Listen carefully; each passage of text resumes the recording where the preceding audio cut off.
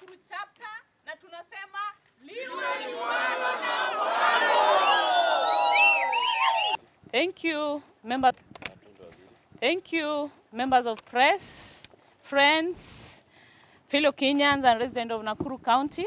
My name is Josephine Atieno, an aspirant for Member of Parliament seat, Nakuru Town West. And with me here is a team of representatives from the 11 sub-counties within Nakuru County as Friends of Owalo. We gathered here today, this morning, on 10th of February 2026 with a noble cause. And we are here to say that liwe liwalo na Owalo. So on 10th January 2026, Eliud, a Kenyan economist and a planner of continental acclaim, declared his intention to contest the presidency of the Republic of Kenya in the 2027 general elections. His candidacy is anchored on the economic liberation of Kenya, which he has framed as the third liberation, whereby the first liberation is the liberation from colonial rule, the second being the restoration of plural democracy, and the third being the economic emancipation of Kenyans from poverty, exclusion, and marginalization through a decisive national transformation led from the front. Today, we convene as Friends of Owalo from Nakuru.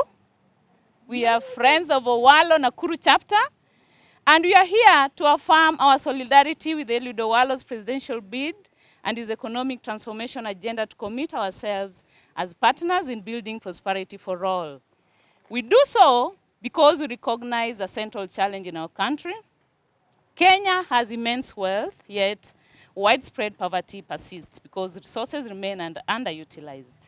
And because where growth exists, its benefits are often captured by a small elite, rather than shared with the many citizens whose works contribute to the wealth. The inequality is not just unacceptable, but it is an existential threat to our beloved country, Kenya. So today we want to point out 8 main reasons why we support Eliud Owalo's presidential candidacy. Number 1, the third liberation will fix Nakuru's rigged value chains that not only benefits minority. Nakuru County is one of the Kenya's wealthiest counties on paper, but in reality, it's a tale of two cities. A county that once hosted Everready batteries. It's a home to Kenya geothermal energy and hosts the world's famous flamingo lakes, like Lake Nakuru, Elementaita, Lake Naivasha, that supports tourism alongside vast agricultural and industrial value chains. With a favorable agri-ecological environment, Nakuru is a leading producer of potato, maize, dairy, floriculture, and horticulture products. In the year 2023, the country led national potato production with 657,091 metric tons and also contributed 412 metric tons of maize, helping Kenya increase its overall yields. Nakuru also plays a key role in dairy production, and it produces around 318 million liters annually. That translates to 13.9 billion Kenyan shillings, and also supports over 500,000 livelihoods, largely through smallholder farmers. The floriculture and horticulture sectors are equally vibrant with Nakuru, contributing 65% of Kenya's cut flowers exported to international markets. Nakuru's horticultural industry alone generated over 23 billion Kenyan shillings, positioning the county as a major player in global agricultural export. The other half of Nakuru is now between 30 to 40% who wake up very early in the morning to toil to produce this wealth, yet they live below the poverty line and can hardly afford a decent meal. They see prosperity, interact with it, and live in the next door to its beneficiaries. Yet, they do not benefit from it at all. And this is not because they are lazy, no. It's because the value chain system is faulty. Part of an extractive economic model inherited from the colonial times, where the system is designed for mass production by the peasantry, while an elite hone and control the means of production capture the value. The rest remain laborers and taxpayers. This model has largely contributed towards Kenya's inequality. Take an example of Naivasha flower farmers. There are about 70 millionaire farm owners employing over 200 workers in their farms in Naivasha. And majority of these workers fall in between the 30 and 40% that we just mentioned, meaning they live below the poverty line. While the sector is globally visible, earn foreign exchange, and continue to expand. We usually have the government policies in place which only focus on boosting production and export. Yet, workers' wages and living conditions remain stuck because the value chain rewards owners and downstream exporters the most. More STEM living in Nakuru should mean improved livelihoods for all players in the value chain. This is exactly why Nakuru needs liberation from the unjust economic model. Friends of Eliud Owalo Nakuru chapter stand in solidarity with the third economic liberation because it speaks of everyday struggles of our people, working hard in productive value chains, yet earning too little from the value they create. We are attracted to an agenda that reforms the economy so that growth is felt at the farm gate, in the payslip, and in the market stall, not only the national scorecards.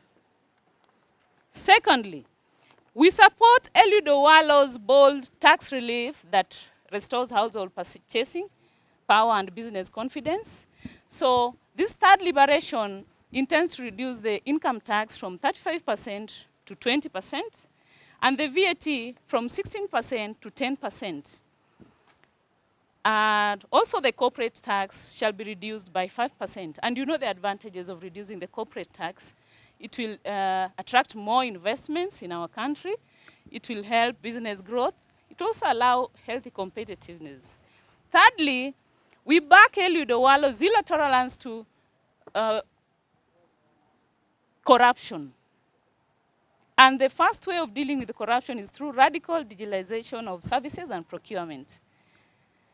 This liberation, third liberation, will also ensure that the independent bodies like the EACC, the KSCC, and the judiciary are well empowered, properly empowered to investigate and prosecute corruption cases.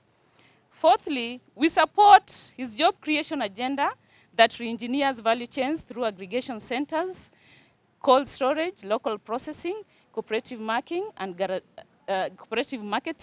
and guaranteed minimum returns to that agriculture, the blue economy, tourism, mining, sports, digital economy, and industries. Fifth, we support Eliud Owalo's measures towards debt reduction by eliminating deficits. And this will be done through sealing fiscal leakages, widening the tax base through higher incomes, not higher rates of borrowing like it has been before, and also introducing the informal businesses into the formal sector so that we don't just charge high rates. Sixth, we support a pro-enterprise business environment that simplifies permits into a digital license. This will reduce compliance burdens and makes Kenya predictable for investment. 7, and this is very key, we support Eliud Owalo's proposed sector reforms that guarantees free primary education, free day secondary education, and universal health care for all. Hiyo inahitaji makofi. I'll repeat, we support Eliud Owalo proposed sector reforms that guarantees free primary education, free day secondary education, and universal health care for all. And finally, we support a deliberate fight against inequality by expanding ownership, opportunity, and fair returns for producers, workers, and MSMEs. So, I'll conclude by saying that the third economic liberation is the decision to change the rules in the game so that when Nakuru grows, Nakuru people grow with it, workers grow, farmers grow, traders grow, women grow, youth grow. through value chains redesigned for shared prosperity. When our current economy model only raises production and profit for a minority, but leave the majority poor, it is a clear sign that we need liberation from the old oppressive economic model. We therefore declare our full support for the third liberation and for the presidential candidature of Eliud Owalo.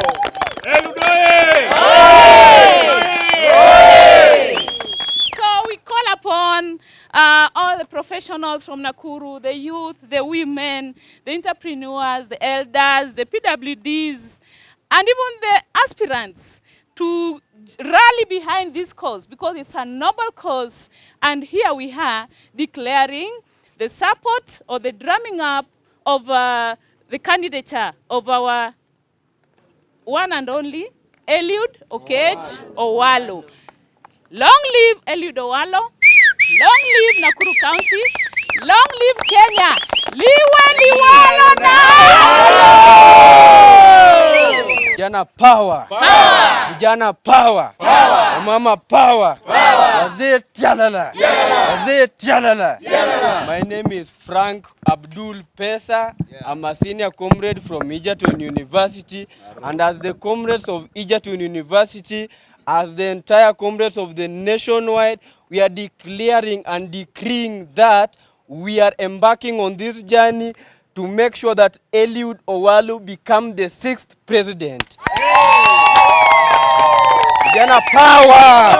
Vijana power! You know, as a comrade, rule number 1 is that you must dispense wisdom. And we are saying this, however much the buttocks grow bigger, they will never choke the anus. Comrades, wisdom! Comrades, wisdom! And therefore, in the stalemate between the 1 term and the 2 term, we don't want confusion, comrades. Those who listen to Eliud Owalo, you saw it clearly, that he has the very agenda, whatever we have been fighting for. And so we are saying, we will finance his campaign. Comrades, finance! Comrades, finance! We will finance with him the campaign. We will lead the campaign in the grassroots level. So without any an iota of doubt, we are sending this warning to William Ruto. Please, pack and go. William, pack and go. Pack and go. On 10th next year, 2027, Tuesday, 10th August, we will be swearing in Eliud Owalo at exactly 9 a.m. Thank you very much. Ile yangu senior comrade. Sasa mimi ni youth, sio senior comrade bali. Owalo power! Owalo tibim! Owalo mwa! So today, this fine morning, I want to send a strict and ardent warning to anyone who thinks that is going to defeat Eliud Owalo. You cannot titillate the minds of citizens in order to please your caprice courts of magic and vomit your stadium and focus ideologies. It is very wrong. And one thing I want to tell you, civility does not cost anything. And in fact, Mahatma Gandhi put it very well. Civility is the want of faith, betrays the want of faith. And basically today, I want to tell us as the youth of Nakuru County, the youth of the bigger Kenya, I know we are a youth. We are making the future of tomorrow. So it is better, any youth listening to us, it is our time. It is our time to make our future. And the future with Eliud Owalo. Eliud Tibim! Eliud Ria! Eliud Mwa! Section 159(2), Section 2D of the Kenyan Constitution stipulates very clearly that procedural technicality overrides substantive justice. And therefore, it is very wrong for these leaders to actually to use citizens as a specimen. We cannot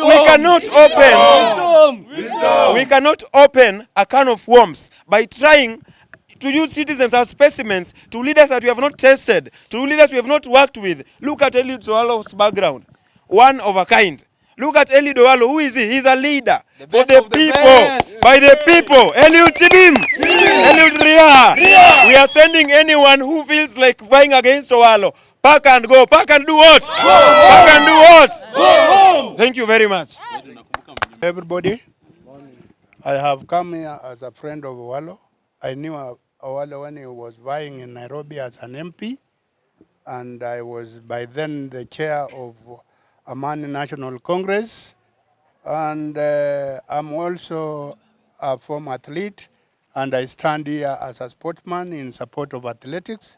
And we are expecting from the history of Owalo, when he take over, to give support to young athletes, especially by promoting camps and nurturing a baby boy.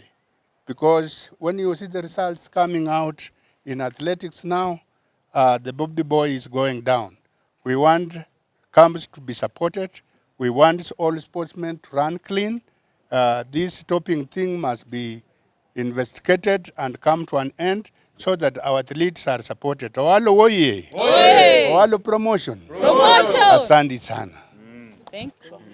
Kwa majina naitwa Hadija Chequetv, natoka kaunti ya Kuresoi, na mimi ni moja wa mama hapa. Tumekuja kuwakilisha wamama kupitia Eliud Owalo. Eliud tibim. Eliud tialala. Eliud akoma yuko. Tunataka Eliud akuwe president. Coming election tumuinue afike mahali penye inastahili. Eliud amesema anaahidi wamama wakati atachukua tutaweza kupata facility kwa hospitali, tutaweza kupata loans, zikuwe circles kwa mama, tuweze kusaidika na watoto wetu. Na tunataka tuweze kumpitisha na tumshikilie kabisa. Eliud tibim. Eliud tialala. Eliud hapo.